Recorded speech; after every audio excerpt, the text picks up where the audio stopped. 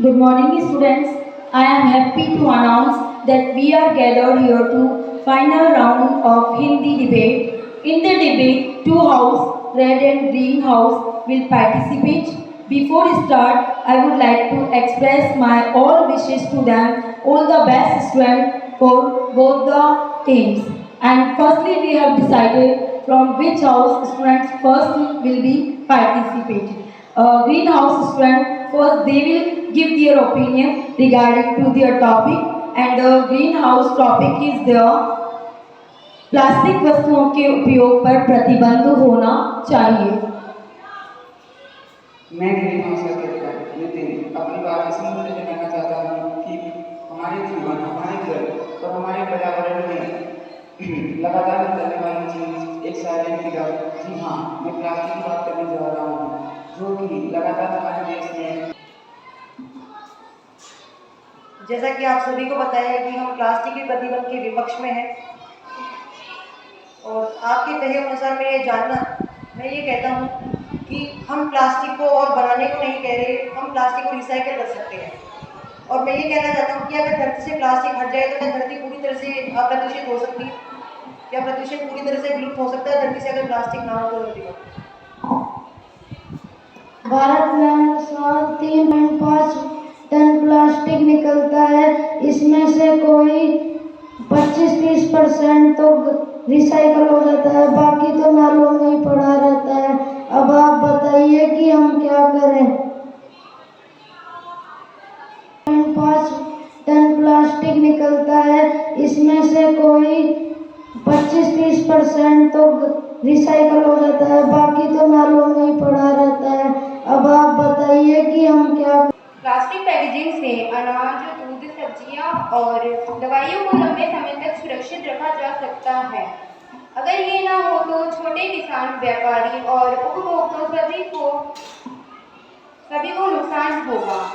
Plastic भोजन को बचाने में भी मदद करता है, जो कि पर्यावरण बचाने का ही एक रूप है। मेटल, कांच और कपड़े बनाने में ज़्यादा ऊर्जा लगती है, ज़्यादा ईंधन जलता है और कार्बन उत्सर्जन बढ़ता है।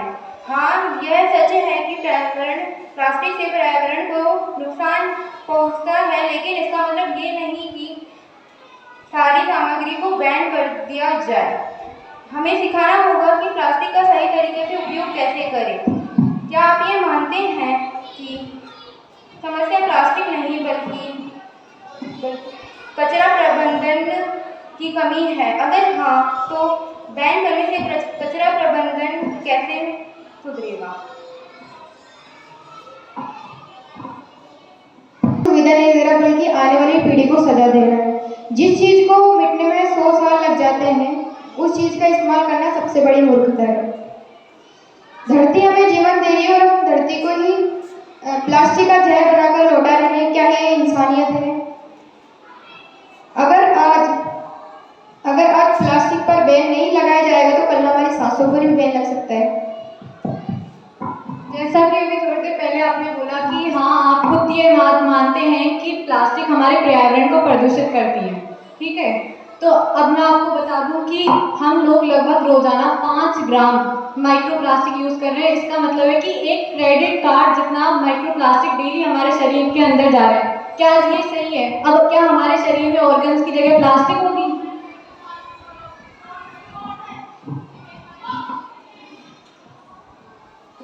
आज के समय में प्लास्टिक बहुत जरूरी है।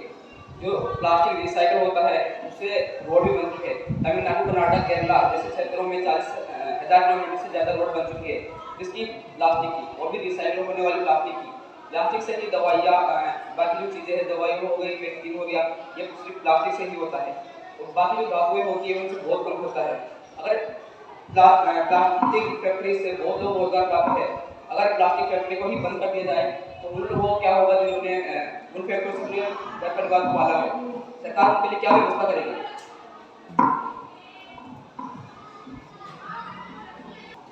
आज हम सब एजुकेशन के लिए कॉपी और पेंसिल वगैरह का यूज करते हैं। पेन तो प्लास्टिक का बनता है, लेकिन जैसे कि बहुत सारी जैसे इलेक्ट्रॉनिक पेंसिल हो गई, टैबलेट हो गया, इनमें हम ऑनलाइन एजुकेशन ले सकते हैं जिनकी बॉडी भी प्लास्टिक से बनती है।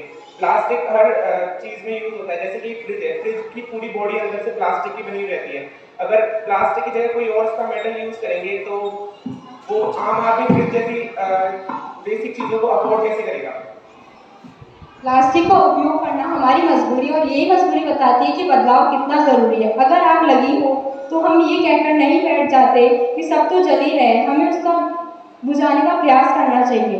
और मैं आपसे एक प्रश्न पूछना चाहूँगी, अगर प्लास्टिक इतना ही ज़रूरी है तो वैज्ञानिक इसे साइलेंट किलर क्यों कहते हैं? गरीबों की सुविधाएं और पर्यावरण दोनों महत्वपूर्ण हैं। अगर हम प्लास्टिक पर तुरंत बैन लगा देंगे तो गरीबों को महंगे विकल्प खरीदने में कठिनाई होगी और उनका जीवन कठिन हो जाएगा। इसलिए हमें संतुलित समाधान निकालना चाहिए जिससे कि गरीबों की रोजी रोटी भी बचे और पर्यावरण भी। धन्यवाद। आपका कहना है कि प्लास्टिक पर बैन लगाने से गरीब बेरोजगार हो जाएंगे। मैं आपको एक उदाहरण के तौर पर समझाऊं तो पहले टेलीफोन की भी बहुत इंडस्ट्रीज चलती थी, उसमें भी बहुत लोग काम करते थे। अब टेलीफोन बूथ की फैक्ट्रीज बंद होने के बाद उन लोगों ने भी अपने आप को कहीं और देखा, सरकार ने उनके लिए भी कहीं व्यवस्था की। तो हम लोग यह तो कहेंगे नहीं कि प्लास्टिक बैन करना ही गलत है, बल्कि हम ये कहेंगे कि सरकार को जो जूट बैग्स की फैक्ट्री है और जो कपड़े की फैक्ट्री है उन लोगों को काम पर लगवाना चाहिए और उनको सस्ता करना चाहिए ताकि जो बेरोजगार लोग हैं वो रोजगार और उनकी रोजमर्रा अच्छे से चल सके। जैसा कि अभी थोड़ी देर पहले हमारे विपक्ष ने कहा कि प्लास्टिक की फैक्ट्रियां बंद करने से काफ़ी लोगों को नुकसान होगा, काफ़ी लोगों का रोजगार चला जाएगा।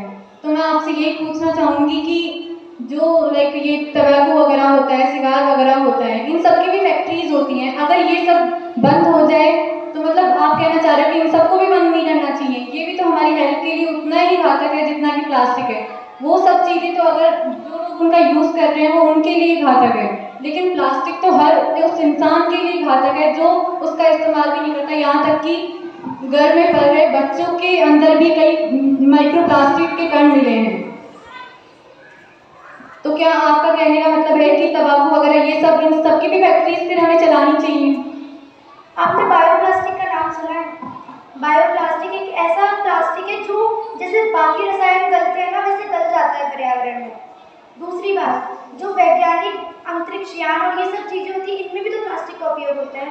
तो आप क्या चाहते हैं कि हम भविष्य में आगे ना जाएं, हम वही 15 साल पीछे चले जाएं? लेकिन प्लास्टिक गलता है, आपने कहा 100 साल में नहीं गलता, लेकिन जो बायोप्लास्टिक होता है वो वैज्ञानिक तौर से गलता भी है। आजकल शोध में यानी कि रिसर्च से बहुत कुछ पता लगा है, कोई ऐसी चीज़ें विकसित हुई है जो चीप प्लास्टिक को यानी कि जो प्लास्टिक गलता नहीं है उसको भी तोड़ सकती है, जैसे एयर बियर या फिर क्राइस्टल जैसे चीज़ों का वैज्ञानिकों ने उपयोग किया है जिससे प्लास्टिक गलता है और उन्होंने ये उपयोग साबित भी किया है। एक सबूत के तौर पर ये साबित भी हो चुका है। आपने अफ्रीका में एक स्कूल बना है जो कि प्लास्टिक के से ही बना है, उसमें जो ईंटें हैं जो चीज़ें वहाँ काम हुई है ना वो सब प्लास्टिक से बनी हुई है।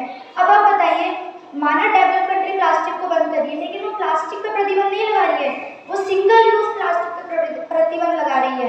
रिसाइकलिंग की बात आई तो रिसाइकलिंग में तो हमारे घर पे भी कितना रिसाइकल करते हैं हम प्लास्टिक को, घर पे प्लास्टिक रिसाइकल नहीं करते। जो हमारे वॉशरूम्स की बाल्टियाँ हैं इनमें आप देखो मध्यम वर्ग के लोग हैं ना इनमें पेड़ उगाते हैं, पेड़ों को उगाते हैं जिससे हमारा पर्यावरण स्वच्छ रहे।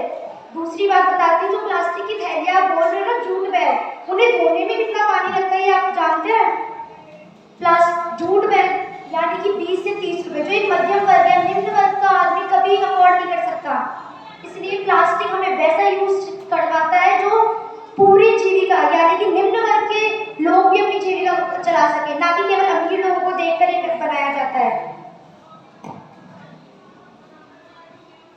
जैसा आपने कहा कि प्लास्टिक हर जगह है, हर चीज़ में है, तो आपने कहा कि वहाँ चाइना में जो स्कूल्स हैं उनमें आपने अभी जो कहा अफ्रीका में जो है वहाँ ईंटों में यूज़ हो रहा है, तो वहाँ वेस्ट प्लास्टिक का यूज़ हो रहा है जहाँ तक मुझे पता है, और वो लोग प्लास्टिक को ख़त्म करने की कोशिश कर रहे हैं। जो प्लास्टिक हार्मफुल है उसे ख़त्म करने की कोशिश कर रहे हैं वो लोग।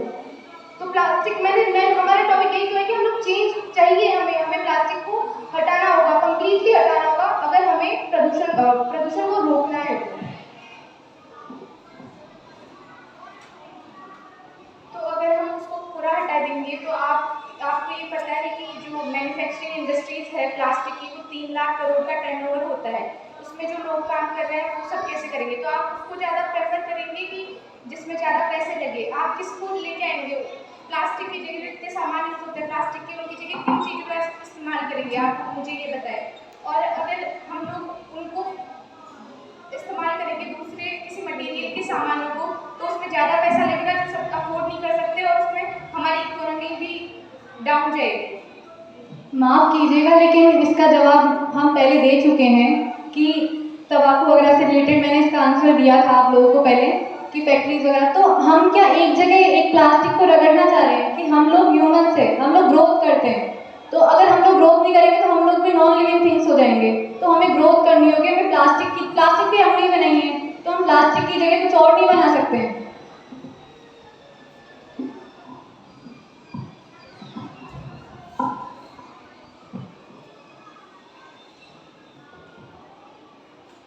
रिसर्च के अनुसार कुछ प्लास्टिक की चीजें जैसे इंसुलेशन मटेरियल यह बिजली की खपत कम करता है, इससे कार्बन उत्सर्जन घटता है, यानी यह प्लास्टिक का इस्तेमाल वातावरण को बचाने में भी करती है।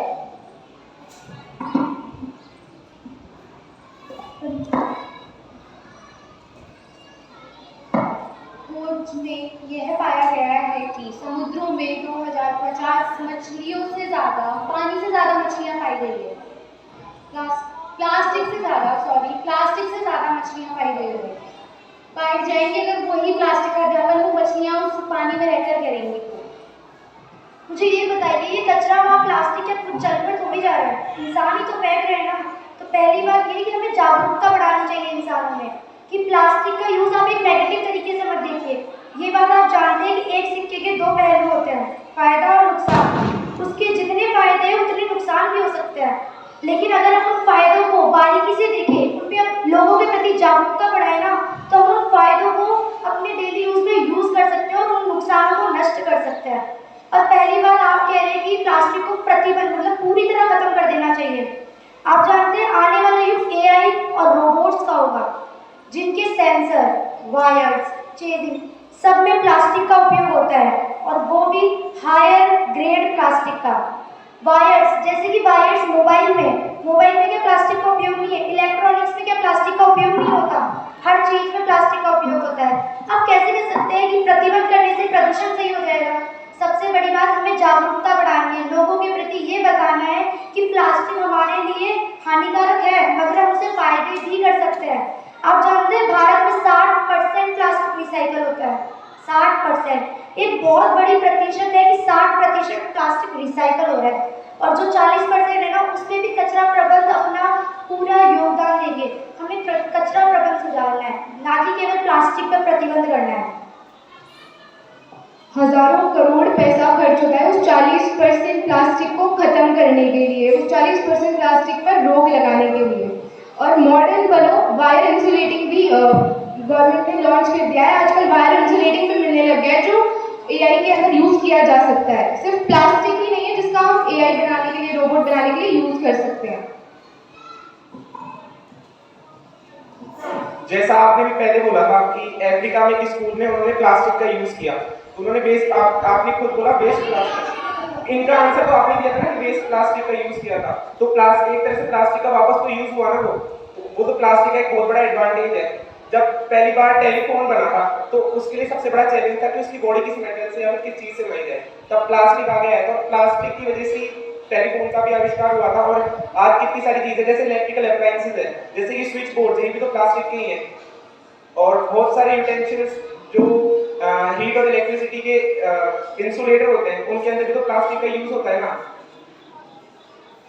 आपके अनुसार तो प्लास्टिक सस्ती है, क्या ये सच में सस्ती है? नालियों में आज कचरा भरा पड़ा है और पूरा शहर पानी में डूब जाता है, तो उसकी सफाई के लिए भी कितने करोड़ों रुपए खर्च होते हैं। ये सस्ता नहीं, बहुत महंगा सौदा है।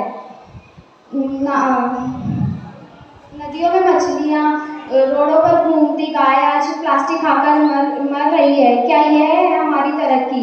मेरा मानना है कि प्लास्टिक से दूरी ही सबसे बड़ी समझदारी है। मैं आपसे एक प्रश्न करना चाहती हूँ, आपके अनुसार प्लास्टिक इतनी ही सुरक्षित है तो आज गाय पक्षियों और मछलियाँ प्लास्टिक खा के क्यों मर रही है। It should be over. Nice students, all you give your best efforts, no matter who is winning here. According to me, all are winner here. And thanks and all of the best students, all of you.